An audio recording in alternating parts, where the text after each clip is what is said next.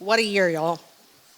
It's so great to see so many familiar faces again, and a big welcome to those of you who are joining us tonight for the first time.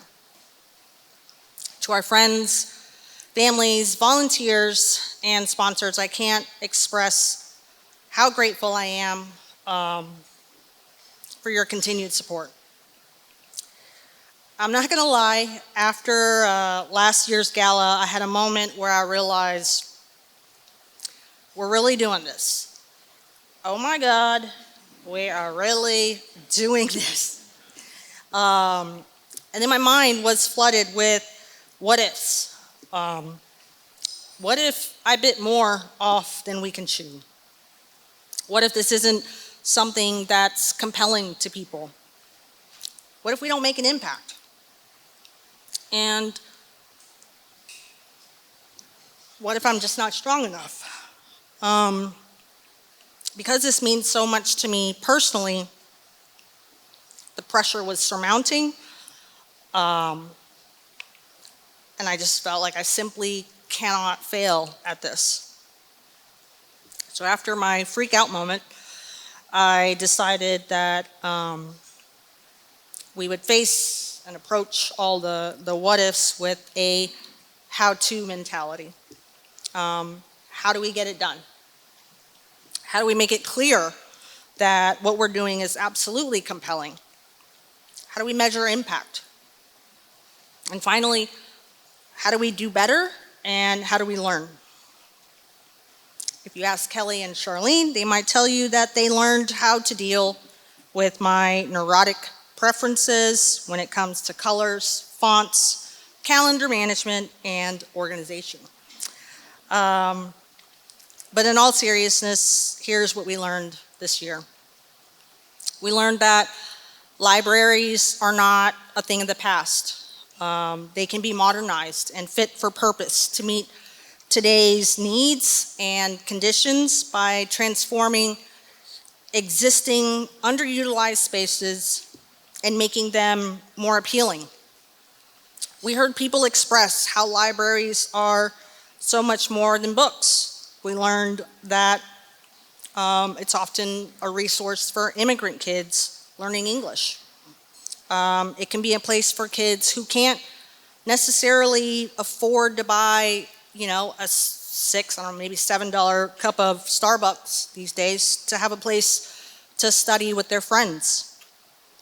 You shouldn't have to be privileged to enter a library, have access to a library. The doors ought to be open to all walks of life, as it was to many of us growing up. So with that said, I've decided we'll spend some time this coming year to develop a grant program to renovate more libraries or community spaces in underserved and marginalized communities. Establishing grants specifically to create these spaces will reduce the challenge of conflicting priorities faced with limited public funding. So more to come on this, but there is a real need here and an opportunity to make a real tangible impact. As you heard in last year's, heard in video, last year's tree project became so much more than an environmental effort. We saw an opportunity to make a social impact in communities that need it. We saw a volunteer opportunity become a teaching moment.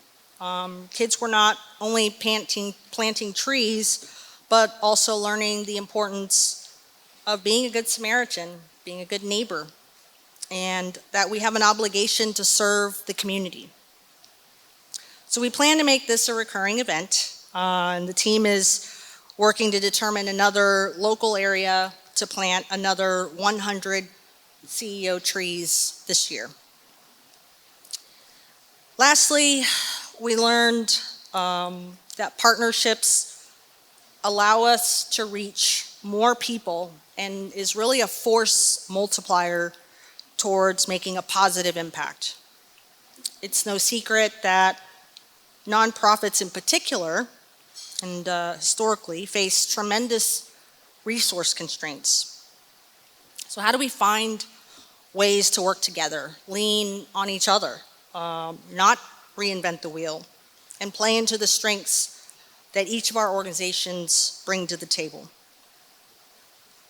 I'll use tonight's auction as an example. Tonight you are going to get to know 11 other amazing nonprofits that have been around far longer than we have, doing amazing things to improve the lives of their communities and children in particular. And we've been lucky enough to partner with them.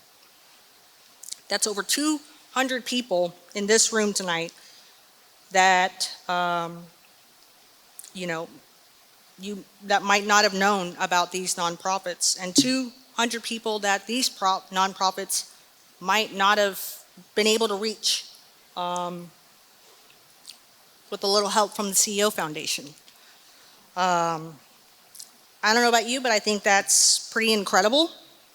I feel more confident than ever about this strategic approach, and we plan to continue expanding our nonprofit partnership network, working together for good. So what keeps me up at night is the lingering concern. What if I'm not strong enough? And the truth is that I am not. I'm just not. To say the least, this has been a difficult journey for me, and I face a lot of tough days. But over the last 3 years, I've been fortunate enough and blessed to have people to help me carry on, people praying for me, people working alongside me to help bring this vision to life, people giving me guidance and direction, people keeping me accountable. So if there's ever a question in your mind as to the impact you've made in this by supporting this young organization called the CEO Foundation, I want you to know that you've all impacted me. You've helped me to continue my journey as a mom. On days like today, it's easy to get lost in all the work leading up to something like this. But, throughout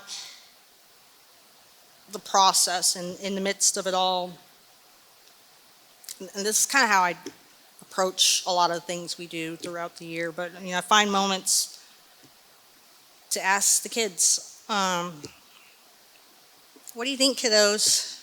And I often hear Edison saying to me, I feel proud. I hear Colette's excitement tonight by all the pretty fancy gowns tonight. And I see Olivia's smile with content and joy at the positive impact being made. From the bottom of my heart, and on behalf of Colette, Edison, and Olivia, thank you for your support in empowering the next generation of leaders, innovators, and change makers. Thank y'all.